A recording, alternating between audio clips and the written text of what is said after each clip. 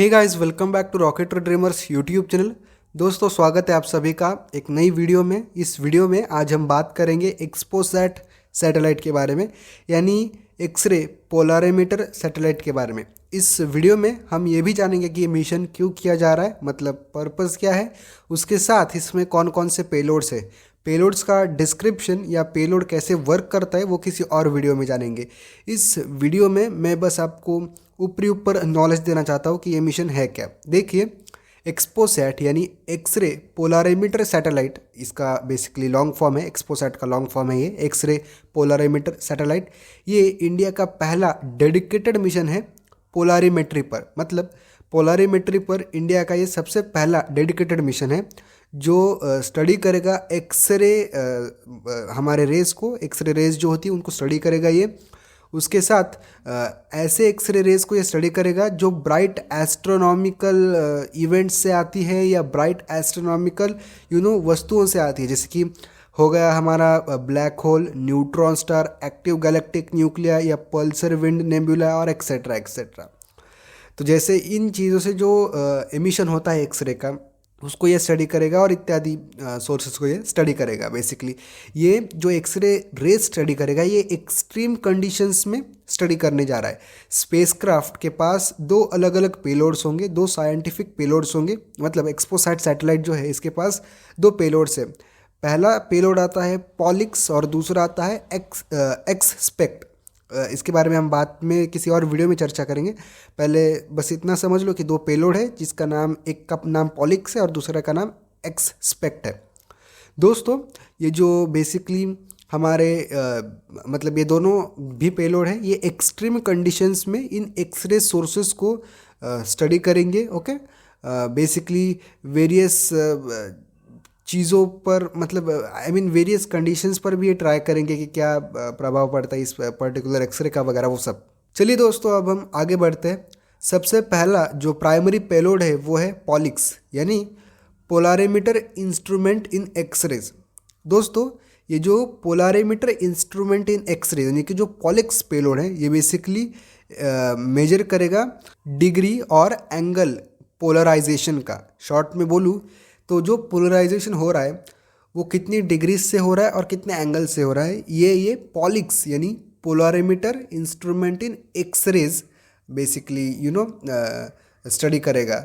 Okay, उसके बाद अगर हम इसके रेंज की बात करें तो ये मीडियम रेंज एक्सरे एनर्जी पर फोकस करेगा। मीडियम रेंज की बात करें तो 8 से लेकर 30 keV फोटॉन्स की बात कर रहा हूँ मैं, एस्ट्रोनॉमिकल ओरिजिन में। उसके साथ ये हो गया हमारा पहला पेलोड। दूसरा पेलोड है एक्सपेक्ट बोलूँ या एक्सपेक्ट बोलूँ, कुछ समझ में नहीं आ रहा। आप देख सकते हो, ये है स्पेलिंग इसकी। तो ये जो एक्सपेक्ट पेलोड है ये basically X-ray spectrography and timing या एक्सरे स्पेक्ट्रोस्कोपी एंड टाइमिंग वाला पेलोड है। ये एक स्पेक्ट्रोस्कोपिक इन्फॉर्मेशन देगा और एनर्जी रेंज देगा 0.8 से लेकर 15 keV फोटॉन्स की। दोस्तों, ये जो बेसिकली हमारा मिशन है, ये मिशन एक्सरे को स्टडी करेगा, एक्सरे रेज को स्टडी करेगा जो एस्ट्रोनॉमिकल सोर्सेस या एस्ट्रोनॉमिकल इवेंट्स से आ रही है, जैसे कि black hole, neutron stars, active galactic nuclei, Pulsar wind nebula और एक्सेट्रा, जो मैंने पहले आपको बताया। उसके साथ इसका जो ओरिजिनेट्स है, बेसिकली इसके जो ओरिजिनेट्स है, ओरिजिनेट्स मतलब ओरिजिन, जहाँ से वो एक्सरे आ रहा है, तो उसके जो ओरिजिनेट्स है वो काफ़ी कॉम्प्लेक्स है फिजिकल प्रोसेस में भी और काफ़ी चैलेंजिंग भी है समझने के लिए।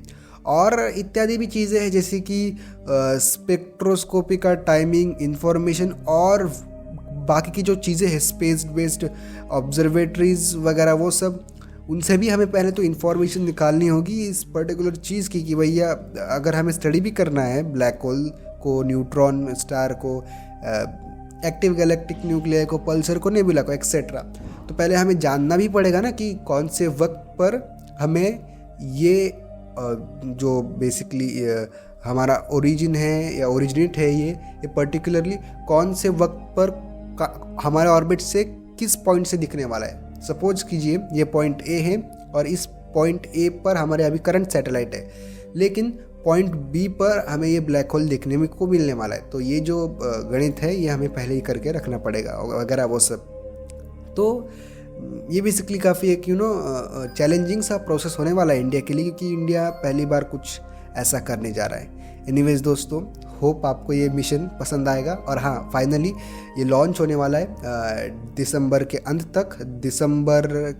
तक हाँ, PSLV के द्वारा इसको लॉन्च किया जाना है। ओके, तो PSLV का C-58 मिशन इसे लॉन्च करेगा सतीश धवन अंतरिक्ष केंद्र शार श्रीहरिकोटा से। उम्मीद करता हूँ कि आपको ये वीडियो पसंद आई होगी। एनीवेज, इस वीडियो में इतना ही। मिलेंगे किसी और वीडियो में, तब तक के लिए जय हिंद, वंदे मातरम।